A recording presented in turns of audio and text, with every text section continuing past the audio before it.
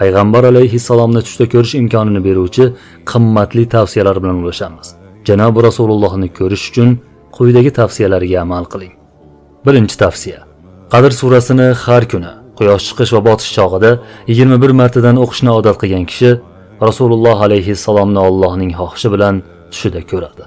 Ikkinchi tavsiya: Kavsar surasini bir kechada 1000 marta o'qigan kishi Rasulullohni Allohning xohishi bilan u ham ko'radi.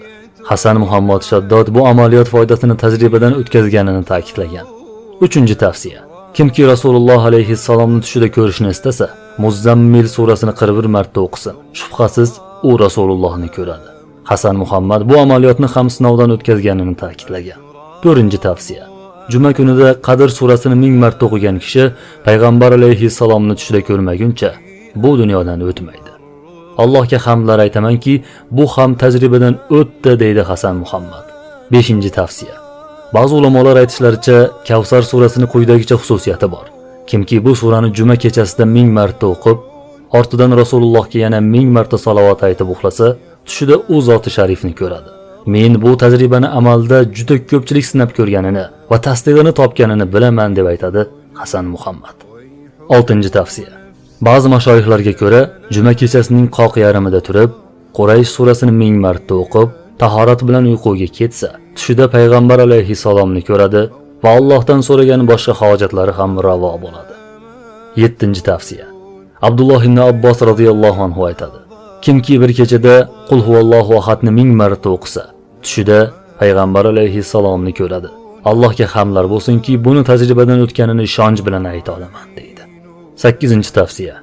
Yana Abdulloh ibn Abbos radhiyallohu anhu dan keltirilishicha, Payg'ambar alayhissalom qaysi bir mu'minki juma kechasida 2 rakat namoz o'qisa va har bir rakatida Fotiha surasidan keyin 25 martadan Qul huvallohu ahadni o'qib, uning ortidan 1000 marta salovat aytsa, keyingi jumagacha albatta meni tushida ko'radi. Va kimki meni ko'rsa, Alloh uning gunohlarini mag'firat qiladi, dedi. Bu rivoyatni Imom Yusuf Nabahoniy o'z asarida zikr qilib o'tgan. 9-tavsiya. Kimki juma kechasi 2 rakat namoz o'qib, har rakatida 1 martadan Fotiha surasini va 5 martadan Oyatul Kursini o'qib, namozini tamomlagach Payg'ambar alayhissalomga salovat aytsa, Rasulullohni albatta tushida ko'radi. 10-tavsiya. Anas ibn Malik radhiyallohu anhu rivoyat qiladi.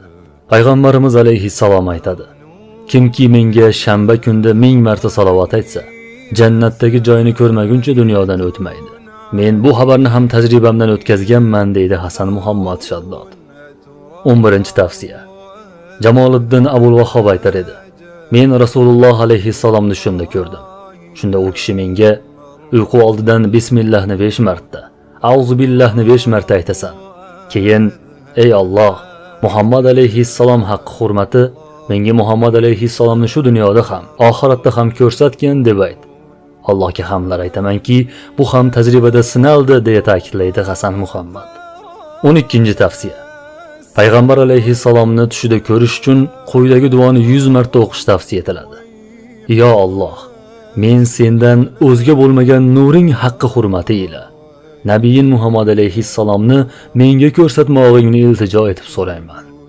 Muallif Hasan Muhammad Shaddod aytadi: Allohga behad hamd sanolar bo'lsinki, bu ham sinovdan o'tdi. Juda ko'pchilik bu vositani sinab foydasini bilgani haqida kaminaga xabar berdi, deydi. 13-tavsiya.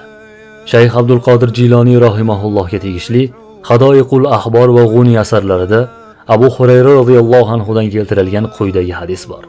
Rasululloh alayhissalom aytdi: Kimki juma kechasida 2 rakat namoz o'qisa, har rakatida Fotiha surasidan keyin 1 marta Oyatul Kursini va 15 marta Qul huvallohu ahadni o'qisa va namozining oxirida 1000 marta salovat aytsa, u tushida meni ko'radi yoki keyingi juma oxiriga qadar albatta ko'radi.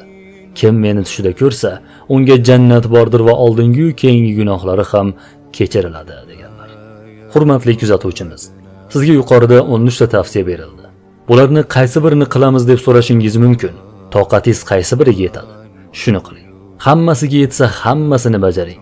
Axir siz birorta boyni yoki podshohni emas, Rasulullohni ko'rishni istayapsiz. Shuning uchun qo'lingizdan kelsa barcha tavsiyani sinab ko'ring. Agar Alloh muvaffaq qilib, u zotni tushingizda ko'rsangiz, bizning nomimizdan ham salom ayting. Va yana shuni bilingki, agar u zotni tushingizda ko'rsangiz, imkon qilsa buni boshqaga aytmang.